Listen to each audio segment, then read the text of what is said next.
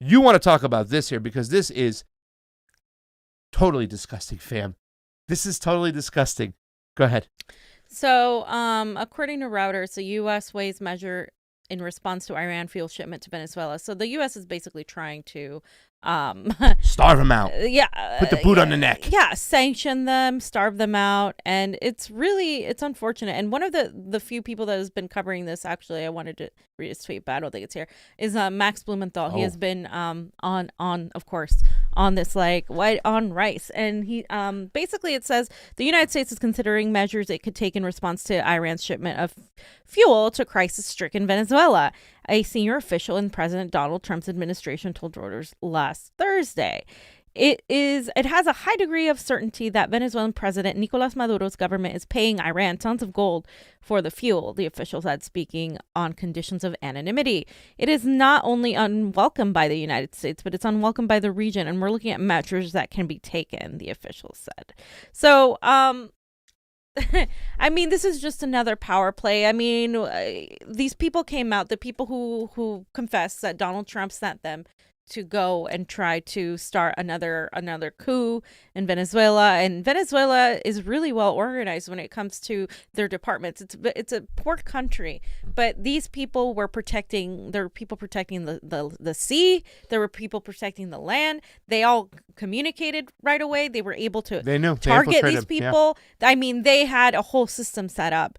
And they stopped that, and it makes the United States look like a failure, because time and time again they continue to try to push to remove Maduro and install somebody like Guaido into the Venezuelan government. And if they can't do that, then they're just going to continue the sanctions, which is what they're doing now. They do not want Iran and Venezuela to make any sort of deal, because again, that's the other power structure. That's the anti-imperialist, anti-Western sort of power grab that we have there. And to me, it's interesting that they talk about helping Venezuelans and helping the poor Venezuelan people out of poverty, while simultaneously imposing sanctions and trying to come between the sale of oil and money in return. Like, if you really want to help a country, like, let them succeed. No, we can't do that. We only want to help them on our terms. Yeah. Help them to be better allies to us. Yeah, it's draconian to have these sanctions on right now. Draconian. It really is. I mean, we're talking about a pandemic, and we said this.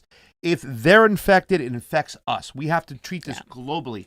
It's an invisible disease that's going to float around. So if we sit there and put sanctions on these countries, especially when it comes to Iran and Venezuela, when they're trying to get medicine, to get care in there, and then we're restricting that's just, at this moment in time, it's not only draconian, it's kind of stupid. It's stupid because we're wasting so much money and energy on Venezuela, and we're not even taking care of our own people. So on top of not taking care of our own people, we're also sanctioning another country, and then we're going to turn around and say, look how bad of a leader Maduro is, because he can't get his country out of poverty, while simultaneously sanctioning them. It is the most hypocritical thing, and that's why I get so irritated when people talk about Maduro being a dictator, Maduro being this, not being good with the economy. Like, we are doing this to Venezuela. People don't ever talk about the sanctions. A lot of people don't know what sanctions are, but they are inherently an act of war. Hey, when we had Tulsi down here and we asked her about sanctions and stuff, she says, listen, there's no mechanism within Congress that's gives us information on what these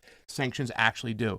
And I think a lot of us, when it started off with Mike Gravel, and he stopped Jimmy, like Jimmy was going on question, he goes, Jimmy, I want you to stop for a second. I want you to listen to me.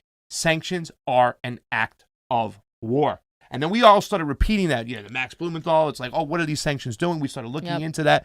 So that's what independent media can do for you. They can shine a spotlight on these issues, because these are really, like we say the word draconian. We're not joking, because sanctions mostly hurt poor people. We know this. They don't hurt the elites. They don't hurt the people who have money there. They hurt poor people. And that's just something we have to really understand what we're doing when it comes to these things. We shouldn't be imposing these sanctions all over the place. And I think a lot of people, they hear the word sanctions, they think it's just something like very casual. Oh, we want to change their behavior. It's a bargaining mechanism. No, it's not a bargaining mechanism. It's putting the boot on the throat of the country, of the most vulnerable people in that country, the poor and the people, the young people of the country. It really, really does suck.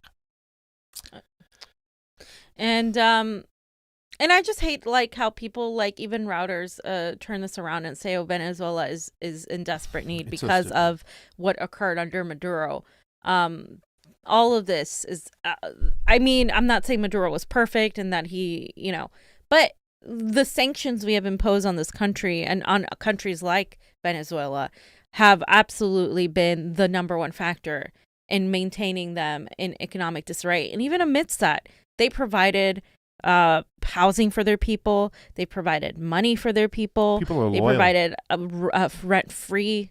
I mean, this is what Maduro has done. I'm not saying it's been perfect by any means, but how can a government such as his ever exist under our Western capitalist empire? This is why they talk about the Western imperialism. This is why they're so against us, not because they're evil, but we have to also look into the things that we do to these countries in order to maintain the facade of capitalism, because that's what it is. It's making sure that capitalism continues in the world. Yep. That's why I'm a socialist. Sorry.